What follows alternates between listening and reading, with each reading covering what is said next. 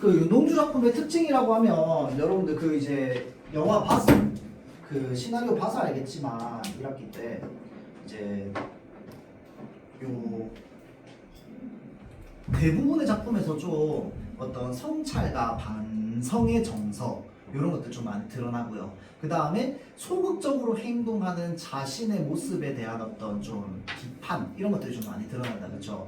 그래서 그 쉽게 쓰여진 시에서 보면은 어떻게 되어 있어요? 마지막에 추가적으로 뒤에 이제 자기가 좀 더 적극적으로 이제 행동할 것이라고 좀 변화되는 부분 이런 것들도 있었다, 그렇죠? 자, 그래서 요 별의 눈밤 같은 경우에도 마찬가지로 좀 부정적인 어떤 감정 상태가 나중에 바뀌게 되는 이런 내용이 좀 나와 있습니다. 자, 그래서 별 해는 거니까 그냥 화자가 별 보는 거야, 맞죠? 자, 그래서 화자가 별을 보면서 하나하나 의미를 부여하고 있는 상황입니다. 볼게요. 계절이 지나가는 하늘에는 가을로 가득 차 있답니다. 자, 그럼 이 가을이라고 하는 게 좀 표면적인 의미도 있을 거고 또는 그 이면적인 좀 의미도 있을 거야. 표면적인 의미는 뭐냐면 그냥 계절. 그러면 이면적인 의미는 뭔데? 좀 추워지는 계절이야. 쓸쓸해요. 나는 아무 걱정도 없이 가을 속의 별들을 다 헤일 듯 합니다. 지금 뭘 보고 있어? 별을 보고 있어. 그런데 여러분들 우리가 보통 내신한다고 하면은 달빛, 별빛 이렇게 얘기하면 여기에다가 어떤 의미를 좀 많이 부여해요? 순수함 이런 것들 많이 순수함 그 다음에 뭐 좀 어떤 결백함 이런 것들을 좀 많이 이제 드러냅니다. 그렇죠? 자, 그래서 어떤 아름답고 순수한 것들 그러면서 동시에 회상의 매개체야. 왜 그런데? 지금부터 과거 회상할 거거든. 자, 그래서 가을 속에 그러니까 하늘 위에 있는 별이겠다, 그렇죠? 그 별들을 하나하나 보면서 이제 생각을 할 겁니다. 근데 가슴 속에 하나둘 새겨지는 별들 잘 보세요. 저기 멀리 있는 별을 볼 거야. 그 멀리 있는 별들이 내 가슴 속에 새겨진다고 얘기하는 건 그냥 보는 거야? 아니면 의미 있게 보는 거야? 의미 있게 보는 거죠. 맞죠? 의미 있게 보니까 내 가슴에 새겨지는 거야. 자, 그래서 하나 둘 가슴 속에 의미 있게 새겨지는 별들은요, 이제 다 못 텐답니다. 다 못 텐다고. 왜 못 텐는데? 일단 첫 번째, 쉬 아침이 오는 까닭이요. 그러니까 내가 여기 있는 걸 다 해고 싶어도 아침이 너무 빨리 온다는 거야. 그럼 못 보잖아, 별을. 맞죠? 첫 번째 이유는 아침이 오는 거. 다음 두 번째 이유는 뭐냐면요, 내일 밤이 남은 까닭. 그러니까 오늘만 있는 게 아니고 별을 내일도 볼 수 있기 때문에 오늘 다 못 해인 별은 언제 보겠어? 내일 또 보겠지. 맞죠? 자, 그래서 내일 밤이 남은 까닭이요. 그 다음 마지막은 아직 나의 청춘이 다하지 않은 까닭입니다 라고 하면서 세 가지 이유를 제시해요. 자, 그러면 쉬 아침이 오는 까닭은 뭐야? 현실적인 제약인 거야. 그러니까 시간적으로 안 되는 거야. 저기 있는 많은 별들을 다 볼 수 없어서. 자, 다음 두 번째는요, 내일 밤이 남아있다라고 하는 건 뭐냐면 아직 시간적인 여유가 있는 겁니다. 내일도 볼 수 있으니까. 자, 다음 세 번째는 아직 나의 청춘이 다하지 않은 까닭이다 라고 얘기하면 이제 내 청춘이 아직 남았다는 거잖아. 청춘이라고 하는 건 어떤 좋은 시절을 의미한다, 그쵸? 자, 젊고 건강하고 좋은 시절. 자, 그래서 그게 아직까지 남아있다라고 하는 희망입니다.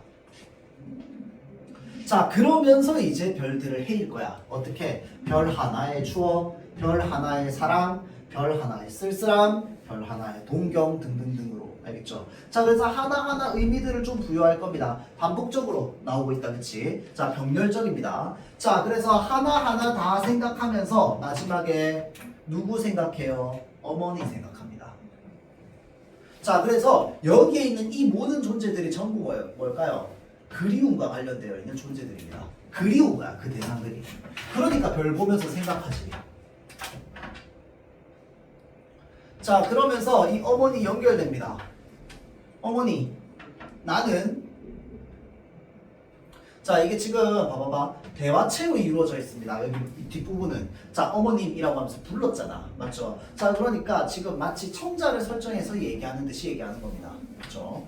자, 그래서 나는 별 하나에 아름다운 말 한마디씩 불러본답니다. 그러니까 결국 아까 했던 말이랑 똑같은 말이야. 별 하나에 뭐, 별 하나에 뭐. 이거를 지금 3분적으로 풀어놓은 겁니다. 아름다운 말 하나씩 불러볼 거랍니다. 그럼 그 아름다운 말들이 전부 뭔데? 소학교 때 책상을 같이 했던 아이들의 이름. 내 옛 친구들이겠다. 그렇죠? 옛 친구들의 이름.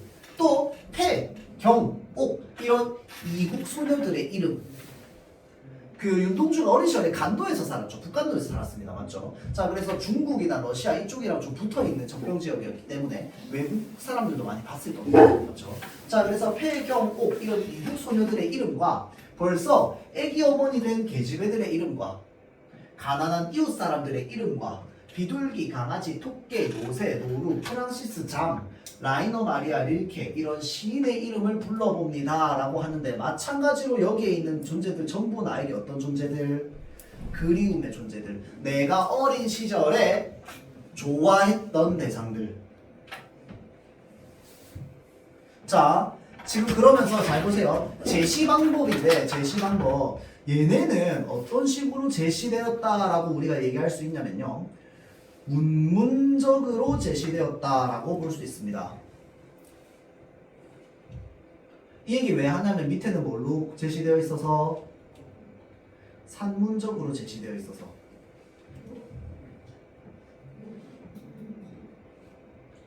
자, 그럼 이렇게 운문적으로 제시하다가 산문적으로 제시하면서 얻을 수 있는 효과 뭔데? 밑에 나와 있어요. 호흡이 빨라집니다. 짧게 짧게 굵게 거예요. 그리움의 정서가 점점 올라가는 겁니다. 자, 그리고 반복과 열거가 활용되어 있죠. 반복, 열거. 자, 다음 페이지 94. 봐봐봐. 이네들은 이라고 되어 있는데 이네들이 뭔데요? 그리워하는 것들이죠. 그러니까 내가 그리워하는 것들은 너무나 멀리 있습니다. 마치 뭘처럼? 별처럼. 그러니까 별을 보면서 그 그리운 대상들을 떠올리는 거예요. 별도 멀리 있고 그리운 것도 멀리 있어. 그리고 별도 아름답고 그리운 것들도 아름답고 별도 예쁘고 반짝이고 그 다음에 그리운 것들도 예쁘고 반짝이고 이렇게 얘기하고 있는 거야 지금. 알죠?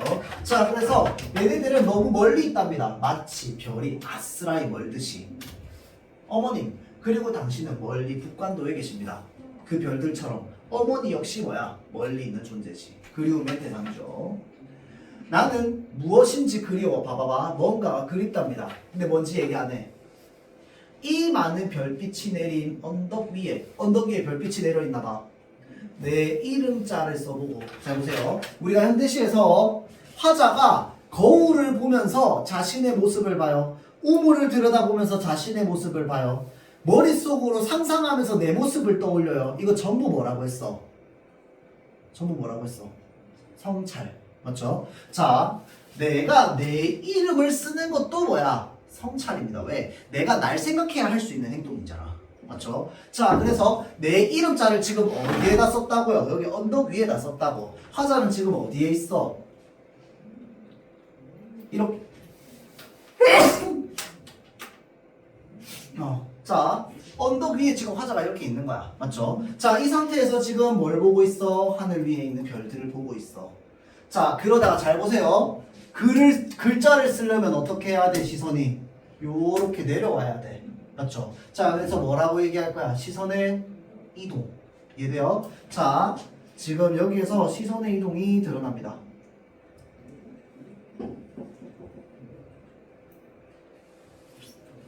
조금 더 나아가면 하강적이야. 왜? 위에서 아래로 떨궜으니까.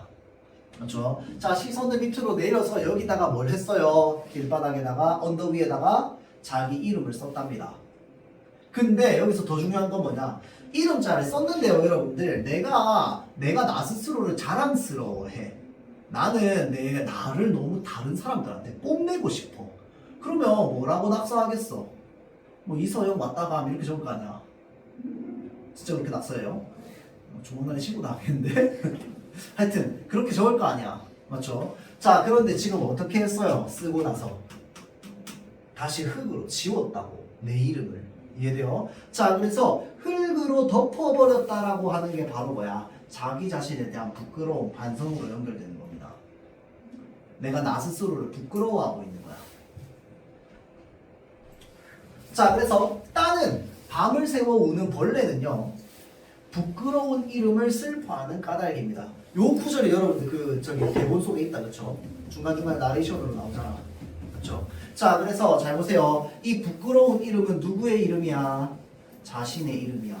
그런데 밤을 새워 우는 뭐라고 되어 있어? 벌레라고 되어 있어요. 벌레가 부끄러운 이름을 슬퍼할 수 있습니까? 없습니다. 맞죠? 자, 그러니까 사실은 벌레는 이렇게 울고 있는 벌레가 자신의 이름을 부끄러워서 울고 있다 라고 하면 사실은 이 벌레의 감정이 아니라 누구의 감정인 거야? 화자의 정서인 거야. 맞죠? 부끄러운 이름을 슬퍼하는 건 지금 누구의 정서? 화자의 정서입니다. 그리고 이 화자의 정서가 지금 벌레에게 뭐가 되어 있어요? 감정이입이 되어 있는 거지. 그렇죠? 자, 이 벌레에게 화자의 정서가 지금 감정이 이입되어 있는 겁니다. 그러니까 결국 화자가 지금 뭐 하는 상황인 거야? 내가 나 스스로의 이름을 부끄러워하고 있는 상황이라는 거야. 그러면 윤동주의 삶을 바탕으로 우리가 생각해보자면 무엇을 좀 부끄러워하고 있는 상황이겠어? 일제에 적극적으로 저항하지 못하고 있는 자기 자신의 모습을 부끄러워하고 있다 정도가 되겠지. 자, 다음. 그러나 겨울이 지나고 나의 별에도 봄이 오면, 자, 겨울이 지나고 봄이 오면 무덤 위에 파란 잔디가 피어나듯이, 그러니까 이건 일반적인 자연현상이잖아. 무덤 위에도 다 잔디 피잖아. 맞죠? 무덤 위에 잔디가 피어나듯이 내 이름자 묻힌 요 언덕, 내가 아까 이름 지워버렸던 그 언덕도요, 풀이 무성할 건데 어떻게 무성한데? 마치 자랑처럼 풀이 무성할 거다 라고 얘기했으니, 시간이 지나면, 잘 보세요, 겨울에서 봄으로 가면, 부정적인 시간에서 긍정적인 시간으로 가면, 힘들었던 시간에서 좀 좋아지는 시간으로 가면, 추웠던 날에서 따뜻한 날로 가면, 나는 이름자 묻힌 언덕 위에도 자랑처럼 풀이 무성하게 자라는 것처럼 내가 나 스스로를 어떻게 여길 거라고? 자랑스럽게 여길 거라고. 왜? 내가 이름을 썼다 지웠던 그 언덕 위에 마치 자랑처럼 풀이 자란다는 건 이제는 그 이름자 묻힌 언덕이 부끄럽지 않다는 거거든. 이해되죠? 자랑스러워진다는 거야. 자, 그러면 여기에서 말한 이 봄이라고 하는 게 긍정적 미래이니 시대적 배경을 넣어서 우리가 해석해보면 뭐라고도 볼 수 있는 거야? 광복이라고도 볼 수 있는 거야. 조국의 광복으로 해석할 수 있겠죠. 자, 그러면 잘 봐봐. 여기 마지막 연 없어. 예를 들어서 마지막 연 없어. 여기까지만 있다고 칩시다. 그러면 정서가 어디에서 끝나요? 슬픔과 절망, 부끄러움에서만 끝나요. 맞죠? 자, 그래서 화자가 가지고 있는 현재 자기 자신의 어떤 부끄러움, 반성 뭐 이런 것들로만 끝나지 않고 어디로 넘어가는 거야 지금? 희망찬 미래가 올 것이라는 생각으로 바뀌어서 전환되어서 넘어가는 겁니다. 알겠죠? 자, 그래서 요거는 지금 이 긍정적인 미래에 대한 어떤 희망, 그리고 부정적인 현실에 대한 극복 의지, 이런 것들이 다 드러난다 라고 볼 수 있어요. 이 시의 마지막 연 때문에. 이 마지막 연을 왜 얘기하냐면요, 여러분들 뒤에 어디냐? 여기 보면 잊지 못할 윤동주형이라고 해서 요 그 수필이 하나 있는데, 요거 역시 혹시 여러분들 1학년 때 본 적 있어요? 이게 그 윤동주 아는 동생이 쓴 겁니다. 윤동주랑 같이 대학 생활했던, 학교 생활했던. 그 여러분들 윤동주의 삶을 한번 살펴봅시다. 윤동주가 원래 저기 고향이 북간도였다, 그쵸? 자, 북간도였다가 어디로 일단은 내려옵니까? 올라갑니까? 어디로? 서울로 올라가죠. 서울에 올라가서 어디로 가는데? 기억나요? 대학교? 지금의 무슨 대학교입니까? 연세? 지금의 연세대학교, 연희정문학교로 갑니다. 맞죠? 자, 그래서 연희정문학교로 가서 공부를 하려고 하는데, 같이 연희정문학교 다녔던 사람이거든요, 이 글 쓴 분이. 자, 그래서 이분의 글에 따르자면, 이제, 연희정문학교를 계속 같이 다니고 있던 시기에 갈수록 뭐가 심해지냐면 일제의 간섭이 좀 심해져요. 안 그래도 시대적으로도 심해지고 있던 시대였는데, 당시에 이 윤동주의 친구였던 누구였어요? 혹시 이름 기억납니까? 송몽규라고 하는 인물이 있었다, 그쵸? 자, 그래서 이 송몽규라고 했던 친구는 계속 독립운동하고 있었단 말이야. 그래서 독립운동하는 그 독립투사의 어린 시절 친구라는 이유만으로 윤동주는 서울에 있는 내내 감시당하거든요. 어느 정도 수준으로 감시당하냐면, 이제 같이 이 사람이 그 같이 하숙생활 했다고 하는데, 예를 들어서 막 돌아다니면 항상 뒤에 누군가가 따라다녔대요. 항상 누군가의 우리 뒤에는 누군가가 따라다니고 예를 들어서 누군가를 만나가지고 뭐 이렇게 종이를 건네주잖아. 그러고 가면은 그 사람이 후다다다닥 뛰어와가지고 그 사람한테 가서 종이 뺏어가지고 바로 검사했대요. 무슨 내용인지. 그 감시당하는 생활을 계속했던 거야, 경성에서. 자, 그래서 그때 당시에요. 처음 작품을 썼을 때는 내가 알기로 여기까지밖에 작품이 없었대요. 그래서 여기까지밖에 없는 걸 보면서 뭐라고 조언을 했었냐면, 아니 첨언을 했었냐면, 이제 이 수필 쓴 글쓰기가 형 근데 이 시는 너무 슬픈 것 같다고 이야기를 했대요. 왜냐면 여기서 끝나면 뭐야, 자기 자신을 계속 미워하고 극복하지 못한 상태에서 미워하고 부끄러워하고 반성하다 끝나잖아. 맞죠? 그러고 나서 윤동주가 이제 어디로 가게 되냐면 도저히 이 감시 상황에서 살 수가 없어가지고 그 일본으로, 그래서 유학을 가는 거야. 그래서 이제 일본으로 유학을 가요. 이제 일본으로 유학을 가가지고 지내면서 이제 떨어져 지냈다라고 얘기를 하거든요.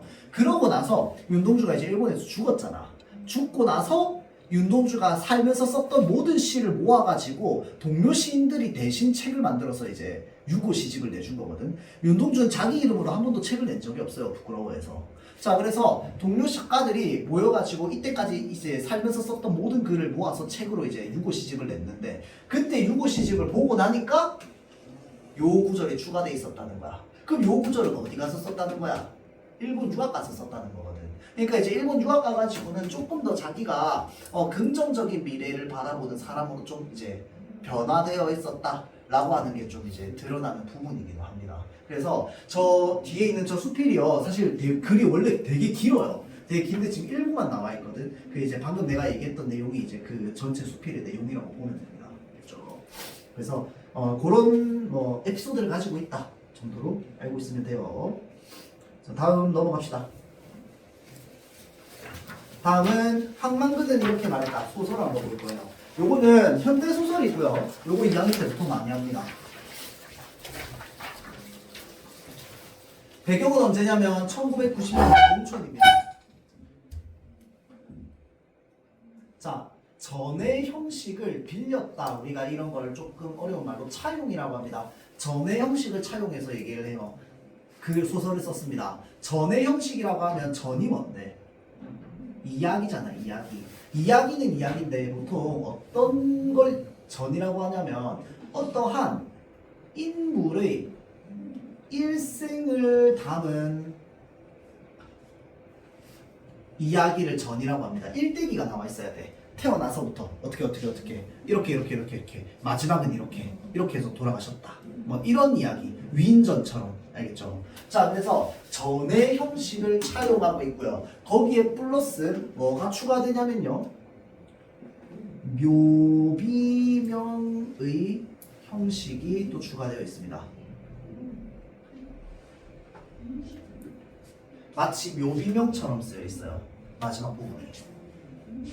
자, 다음 제목도 패러디한 겁니다. 그래서 이 소설은요, 뭔가 뭘 어디서 빌려오거나 패러디한 게 좀 많아요. 알겠죠? 자, 그래서 제목은 사실 뭐 여러분들이 그렇게까지 알 필요는 없는데, 이 황망근은 이렇게 말했다라고 하는 이 제목이 어디에서 왔냐면요, 혹시 여러분들 프리드리히 니체라는 철학자의 이름을 들어본 적 있어요? 진짜 들어봤어? 들어봤을 수도 있지. 다들 끄덕끄덕 하길래 다 아나? 니체 철학서가 여러분들 되게 은유적이고 어렵기로 유명한데요. 니체의 대표적인 작품이 바로 뭐냐면 차라투스트라는 이렇게 말했다라고 하는 책이 있어요. 그 책의 제목을 인용한 겁니다. 예, 그냥 가져온 거야.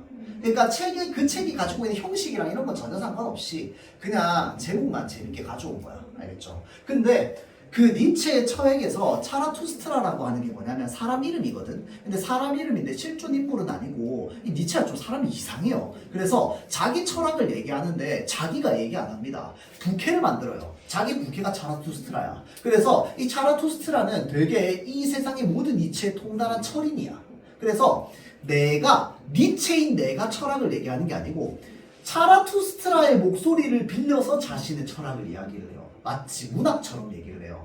그게 이제 그 사람의 책의 내용이거든. 대학 가서 읽어보세요. 되게 좋아요. 자, 그래서 그 말은 무슨 말이냐면 여기에 있는 이 황망근이라는 사람도 마치 어떤 사람처럼 표현되어 있다?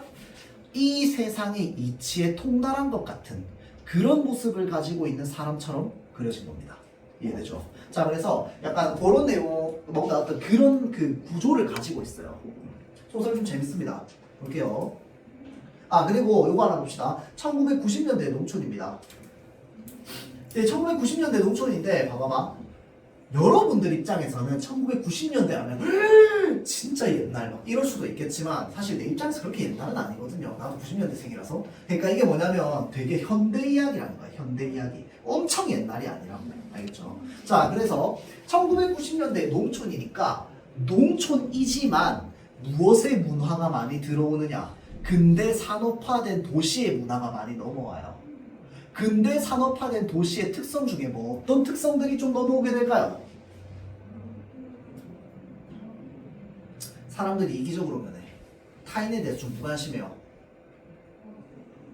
이해타산적입니다. 이해타산적이라고 하는 건 이익과 손해를 계산적으로 따진다 이 말이야. 그래서 어떤 사람들의 어떤 이기심, 이해타산적, 그 다음에 물질 맞는 개인화 뭐 이런 것들의 모습이 원래는 농촌에 없었거든. 왜냐하면 농촌이라고 하는 건 과거에 옛날에는 마을 공동체로 지었다고 했잖아. 그치? 그런데 이제 한 90년대쯤 되면 기계가 많이 보급된단 말이야. 그러니까 우리 집 농사를 마을 사람들이 다 짓는 게 아니고 우리 집 농사 우리만 짓는 거야. 이씨 우리 노래 아무도 말들이지 마. 이렇게 되는 거야. 맞죠? 자, 그러니까 사람들이 전부 다 이기적이고 개인주의화되고 그 다음에 물질 만능 사회로 좀 변해가는 그런 농촌의 사회를 그려내고 있습니다. 그렇죠? 자, 그래서 내용 한번 보자면 황망근이 없어졌답니다. 이게 진짜 소설 첫 문장이거든. 자, 그래서 지금 요거를 통해서 좀 독자의 호기심을 유발하고 있죠. 관심을 유발하고 있습니다. 엥? 없어졌다고? 자, 이 사람이 새벽에 혼자 경운기를 타고 집을 나간 황만근은 들리를 나가서 돌아오는 시각인 저물녘에 돌아오지 않았답니다. 술을 마시고 취하더라도 12시가 들락말락한 밤이면 돌아왔었는데 이번엔 아니래요. 평생 단 하루 외박한 뒤 돌아왔던 그 시간, 횃대의 달기, 울음을 그치는 아침이 되어도 돌아오지 않았답니다. 자, 보세요. 평생 단 하루 외박한 뒤라고 되어 있잖아. 자, 그 말은 무슨 말이냐면 이 사람은 평소에 계속 뭐 해오던 사람이라는 거야. 째깍째깍 집에 들어오던 사람이라는 거야. 맞죠? 근데 이 째깍째깍 집에 들어오던 사람이 집에 안 들어왔다고요. 아침이 될 때까지. 마을 해가나 황당근이 직접 심어놓은 등나무. 자, 직접 심어놓은 등나무. 직접 짠 평상에 사람들인데 이건 마을 사람들이야. 자, 그래서 요거를 통해서 우리가 좀 생각해 볼 수 있는 건 뭐냐면 이 황만근이라고 하는 사람은 이 마을에 뭔가 손댄 게 많은 거야. 이해되죠? 자, 그래서 이 황만근이라는 사람이 만들어 놓은 곳에 지금 마을 사람들이 모인 거야. 황만근이 안 돌아왔다고. 자, 먼저 이장이 입을 열었대요. 자, 해보세요. 만그인지 반그인지. 자, 어느 유의 무엇을 이용한 동음 이의어를 활용한 만그인지 반그인지. 갈비한데 먹고지구랑 비슷한 느낌이다. 그렇죠? 자, 그래서 반근이라고 하는 게 뭐냐면 이 사람의 이름은 만근이잖아. 맞죠? 만근인데 이 사람을 이 동네 사람들이 뭐로 여기냐면 그냥 동네 바보처럼 여깁니다. 동네 바보쯤으로 여겨서 그냥 반푼이 같다 그래가지고 반근입니다. 알겠죠? 자, 사람들이 다 반근이라고 불러요. 만근인지 반근인지 그 바보자식 하나 때문에 소영을도 못하러 가고. 잘 보세요. 바보자식 소영을도 못하러 가고. 생각해봐. 집에 사람이 안 들어왔어. 근데 뭐 걱정하고 있어 지금? 소영을 걱정하고 있다고. 자, 그래서 자, 요 두 개를 통해서 우리가 알 수 있는 건 뭐냐면요. 이 황만근이라고 하는 사람은 마을의 좀 뭐라 그럴까? 온갖 일을 도맡아서 하던 사람입니다. 마을 사람들 쉬라고 평상도 만들고요. 직접 심어놓은 등나무도 있고요. 그 다음에 이장님 집에 소염을도 먹인답니다. 맞죠? 근데 그걸 보고 지금 뭐라고 얘기하고 있어? 이 바보 자식 때문에 우리 집 소 영어를 못 먹인다고. 20마리나 되는 소가 한꺼번에 바꾸는 게 중요한가? 바보 자식 하나가 어디 가서 술 처먹고 집에 안 오는 게 중요한가? 그러니까 이 사람은 뭐가 더 중요하다는 거야? 소가 바꾸는 게 더 중요하다는 거야. 망근이는 어찌든 상관없고. 마을에서 연장자축에 들고 가장 학식이 높아서, 이거 좀 알아두세요. 학식이 높다. 황재석 씨. 왜냐면 은근 연결돼요. 학식이 높아서 해마다 한 번씩 지내는 용왕제. 용왕제는 용왕에게 지내는 제사다. 그쵸? 자, 그래서 이 용왕제에 축을 쓴다. 축을 쓴다는 게 무슨 말인데? 축문을 쓴다는 거죠. 축문이 뭔지 압니까, 여러분들? 이거 여러분들 시나 소설에 자주 나오는데. 여러분도 혹시 제사 지내봤다, 손? 진짜? 생각보다 많이 지내네. 우리 집 안 지냈는데. 자, 봅시다. 자, 제사 지내면요, 여러분들. 혹시 좀 제사를 빡세게 지내는 집이 있습니까? 보통 제사 빡세게 지내는 집은 요즘 보통 많이 생략하긴 하는데, 제사 지낼 때 다 같이 절하기 전에 맨 앞에 나와 있는 사람들, 그 사람이 이제 무슨 종이 같은 데다가 유세차 해가지고 막 읽잖아, 그치? 그걸 충문이라고 하거든요. 이런 거 좀 쓰려면 기본적으로 뭘 좀 알아야 돼? 한자를 좀 알아야 돼요. 우리 요즘 시대야 그냥 프린트하면 다 나오고, 요즘은 뭐 보니까 나 마지막 제사 지낼 때 큰아버지가 이거 저기 핸드폰에다 띄워놓고 읽던데. 뭐 하여튼 요즘은 충문 잘 안 쓰죠. 근데 그때는 충문이라는 걸 써가지고 어떻게 하냐면 종이를 이렇게 접어가지고 어떻게 합니까? 요 앞에 무슨 조그마한 패 같은 게 있는데 거기다 이렇게 끼워 놓습니다. 맞죠? 그걸 충문이라고 합니다. 그러니까 마을 전체에서 지내는 거니까 한자도 좀 쓸 줄 알고 공부도 좀 한 사람이 써야 되는 거야. 그래서 이 좀 공부 좀 한 황재석 씨가 이야기하기를 뭐라고 얘기하냐면, 그래도 원래 있던 사람이 없어지면 필시 연유가 있는 거라. 사람이 바늘이라 모래라. 그냥 없어지는 게 어딨어. 암만 그래도 우리 동네 사람 아니냐. 망그이 아니다. 망그이가 여기서 나서 사는 동안 한 번도 밖에서 안 들어온 적이 없는데 말이다 라고 해서, 자, 이 황재석 씨는 좀 어떻게 생각하고 있어? 이상하게 생각하고 있습니다. 한 번도 집에 안 들어온 적이 없는 사람인데.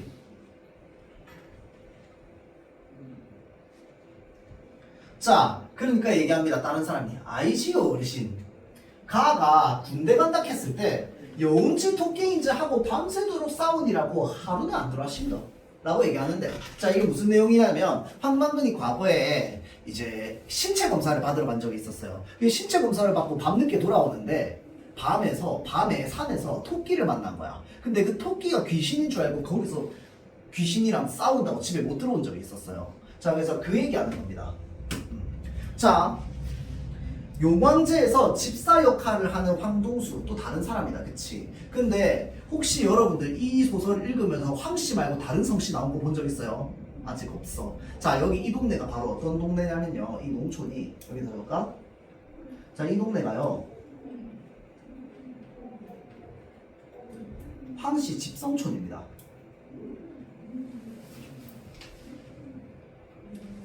집성촌이라고 하는 게 뭡니까? 해당 성씨를 가지고 있는 사람들이 집단으로 살고 있는 마을이라는 거야. 집성촌. 예전엔 이런 것들이 좀 있었어요. 아직까지도 좀 남아있어. 좀 유서 깊은 집안들 있잖아. 뭐 예를 들어서 안동김씨 집안, 그 다음에 또 뭐 무슨 미씨 집안, 뭐 이름 기억이 안 나네. 풍산 류씨 집안. 좀 우리나라의 소위 좀 뭐라 그래야 될까, 그 다음에 경주 최씨 집안, 이런 사람들 좀 가문이 좀 있는 사람들이죠, 그 사람들은. 자, 그래서 그 사람들 같은 경우에는 요 같은 이 집안 사람들, 같은 가문들끼리 이 한 동네를 이뤄가지고 살았어요. 그럼 그 말은 무슨 말이야? 황만근도 같은 집안 사람이라는 거잖아. 근데 지금 그 바보 자식 이렇게 얘기하고 있다고. 맞죠? 굉장히 매정하죠. 맞죠? 자, 그래서 집사역을 하는 황동수가 우스개처럼 말을 이었답니다. 아침밥을 먹기도 전 황만근의 아들이 찾아와서 황만근이 집에 돌아오지 않았다고 하길래 얼결에 동네 사람들을 불러모으는 역할을 하게 된, 잘 보세요, 민씨.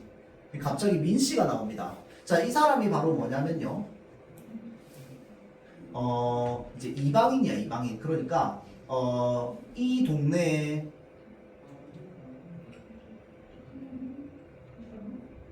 이사온 이방인입니다. 외지인이야, 외지인. 타지인. 원래 서울 살고 있었어. 귀농한 겁니다. 귀농. 그래서 민씨 입장에서는 분위기가 이상하게 돌아간다고 생각하고 참견을 했답니다. 왜 분위기가 이상하게 돌아간다고 생각했겠어? 사람이 없어졌는데 걱정하는 사람이 한 명도 없잖아. 맞죠? 그래서 이상하다고. 자, 그래서 참견을 합니다. 어제 걸기대회. 자, 이 걸기대회라고 하는 건 뭐냐면요, 뭔가 사람들이 자신의 어떤 권리나 이런 것들을 좀 요구하고, 그 다음에 이제 좀 보장받을 수 있게 사람들 다 같이 가가지고 막 뭐 시위하고 뭐 이런 것들 있죠. 이런 것들을 이제 걸기대회라고 하는데, 잘 보세요. 걸기대회 한다 하고 간 사람이 누구누구십니까? 황만근 씨하고 같이 간 사람은 요라고 되어 있으니까 마을 사람들이 어제 뭘 했어? 걸기대회를 한 거야. 맞죠? 자, 이 걸기대회를 했는데 그거 하는 동안 본 사람 없냐는 거야. 다 같이 갔을 텐데. 자리에 모인 대여섯 명의 황씨들은 서로 얼굴을 마주보더니 고개를 흔듭니다. 본 적 없다고. 이상하죠?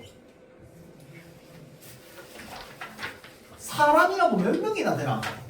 군 전체 사람들이 모여도 모인다는 게 100명이 될라나 말라나 한데 방금 있는 돼지고기 방금만 해가지고 그런지 안 보이더란게. 자, 그래서 이것도 마찬가지로 뭐야?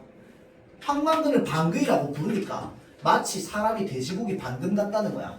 그렇죠? 그래서 이것도 마찬가지로 뭐야? 동음이외어를 활용한 언어유희겠다. 그렇죠? 이장은 계속 빈정거리듯 말을 이었대요. 민씨는 이장이 걸기대회 전날 황만근을 따로 불러 무슨 말을 건네던 것을 기억했대요. 그제 밤에 내일 걸기대회 한다고 사람들 모였을 때 이장님이 황만근 씨에게 뭐라고 하셨죠? 모임 끝난 뒤에 이장은 민씨를 흘기듯 노려봅니다. 왜? 기분이 나쁜 거야. 남이 심하나? 이러면서. 왜?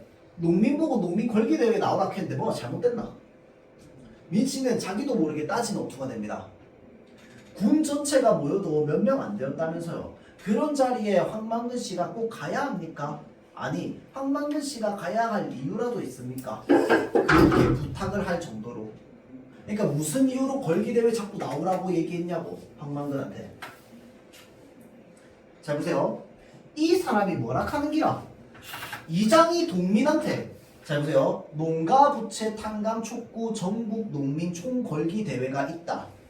꼭 참석해서 우리의 입장을 밝히기 시작하는데 뭐가 잘못됐단 말이냐? 라고 하는 게, 자, 지금 요게 시대적 배경입니다. 이게 뭐냐면, 봐봐봐. 1990년대로 들어오면서 90년대 이전에 7, 80년대까지도 생각을 해보면 원래 여러분들, 이거 여러분도 잘 모를 텐데 1960년대부터 갑자기 이제 이 농사 품종 개량 혹시 압니까? 쌀이 좀 개량돼가지고 그 뭐라 하더라? 통일쌀이라고 하던가? 뭐 나도 먹어본 적 없어요. 되게 맛없다 하던데 하여튼 쌀을 사람들한테 많이 먹여야 되는데 쌀 품종을 개량시켜가지고 막 쌀 생산이나 이런 걸 완전 막 극대화했단 말이야.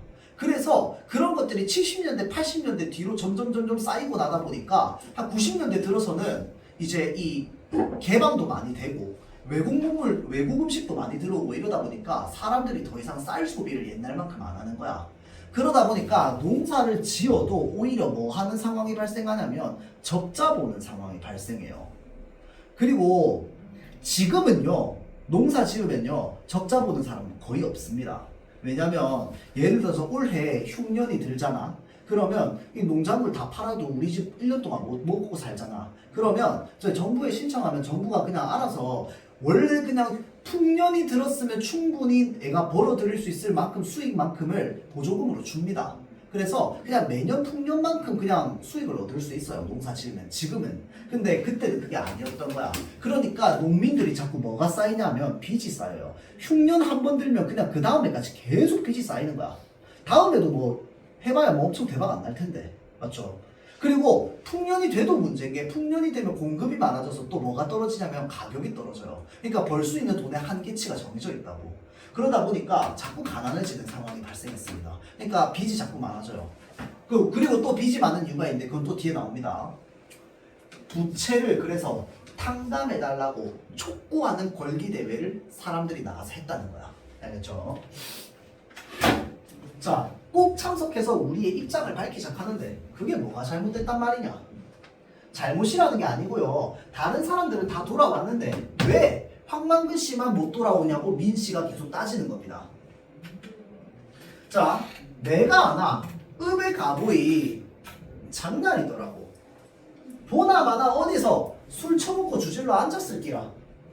백리길을 잘 보세요. 경운기를 끌고 갔으니 시간도 많이 걸리기고 다른 사람들은 말이 없었고 민 씨와 이장만이 공을 주고받는 꼴이 되어버렸답니다. 그러니까 민 씨가 또 따집니다. 뭐라고 따지냐면 글쎄 그 자리에 꼭 황만근 씨만 경운기를 끌고 갔어야 했느냐 이 말입니다. 그 고장난 경운기를.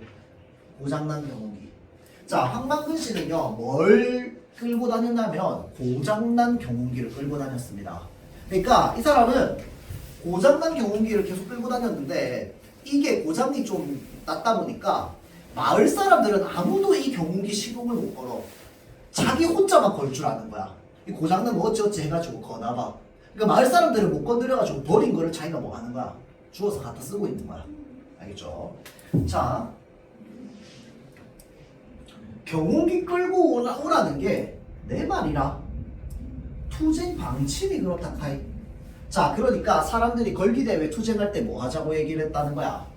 다 경운기 끌고 오라고 얘기했다는 거야. 그러면 뭐야? 뭔가 딱 쇼맨십을 보여줄 수 있잖아. 우리 농민들이 이렇게 힘들게 산다 라고 하면서 막 시위도 하면서 경운기 끌고 와가지고 보여주면서 그렇게 하고자 투쟁 방침이 나왔다는 거야. 그래서 황만근 씨가 뭐 한 거야?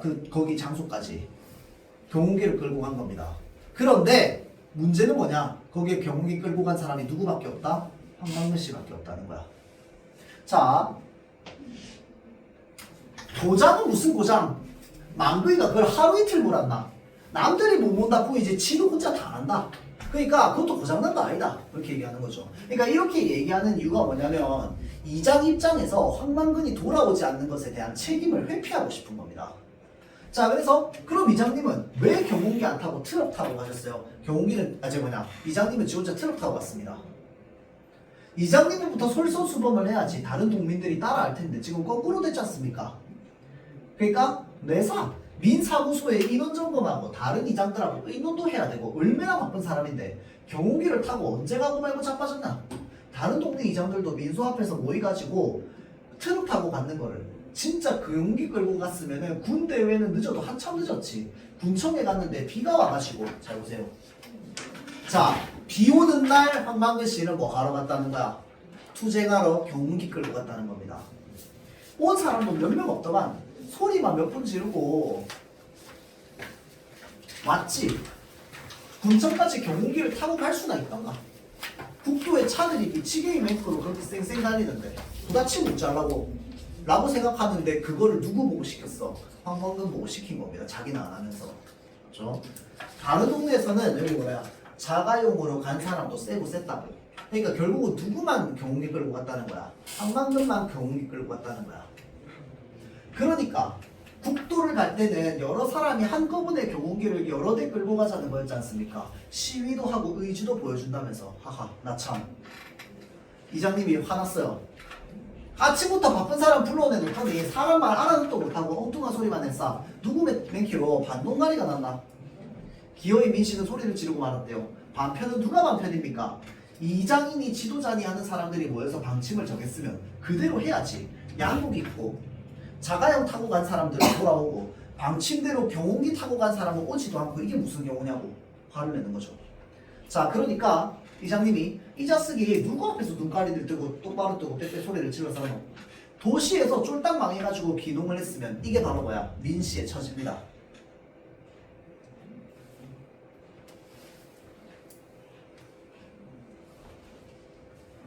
얌전하게 납작 엎드려 있어도 동네 사람이 시키줄까 말까인데 이런 집성촌에 이사 오면 살기 쉽지 않습니다, 여러분들.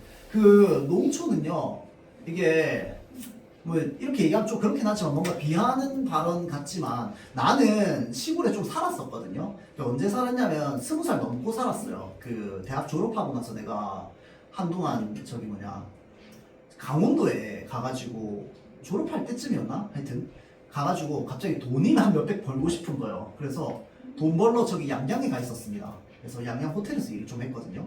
그래서 거기에 있으면서 이제 몇몇 그 호프집 사장님이랑 좀 친해져가지고 얘기를 하는데 한 몇 명 호프집 사장님 그때는 양양이 핫해지기 전이야. 막 다이버들 오기 전이야. 다이버들이 이제 슬금슬금 오고 있던 당시였어. 그래서 나는 나 혼자 그냥 양양이 뭔데 이렇게 찾아오나 싶은 그때 시기였거든. 근데 그때 시기에도요. 예를 들어서 동네 찾아와가지고 호프집 같은 거 하나 열잖아. 동네 사람들이 아무도 안 갑니다. 서울 사람들이 열면 약간 그 지역 텃세가 좀 있어요. 그 지역에만 살고 있는 그 사람들이 토박이들이잖아. 그런데 새로운 사람이 들어와가지고 거기서 뭘 하려고 하면 아무도 안 도와줍니다. 그래서 뭐부터 해야 되냐면 친해지는 것부터 해야 돼요. 그래서 그때 그 사장님이 엄청 힘들었다 하더라고. 일단은 뭐 무슨 마을 뭐 있다 뭐 하면은 하나도 빠짐없이 다 참여했대. 그래가지고 일단은 마을 사람들한테 인상이 좋게 보여야 된대요. 그래야지 손님이 온답니다. 아니면 안 온대요. 그래서 이것도 지금 뭐냐면 민씨의 처지인 거야 이게.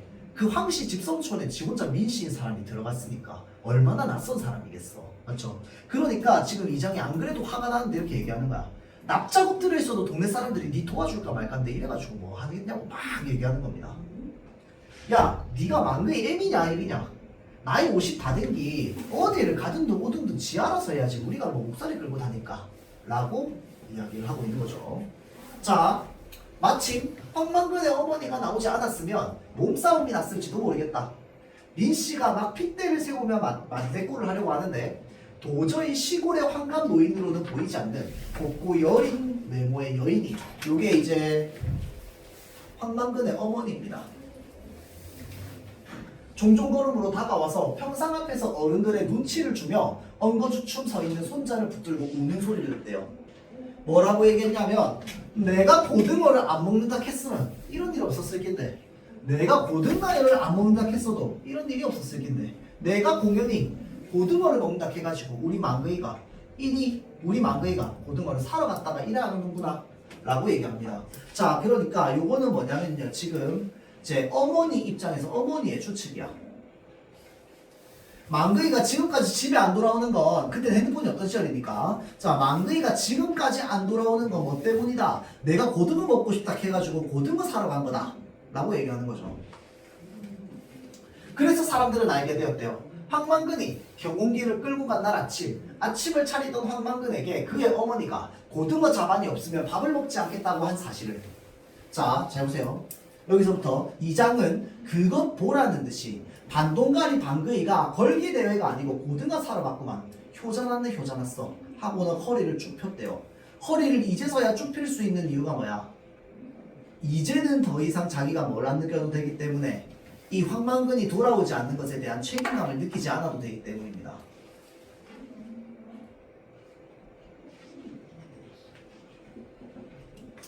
황재석 씨도 아까 똑똑한 사람이라고 했다 그쵸? 황재석 씨도 수염을 쓰다듬으며 호러머리 조석을 지극정성으로 평생 한 끼도 안 빼뜨리고 공개하니 쓸데없이 뭐 써요?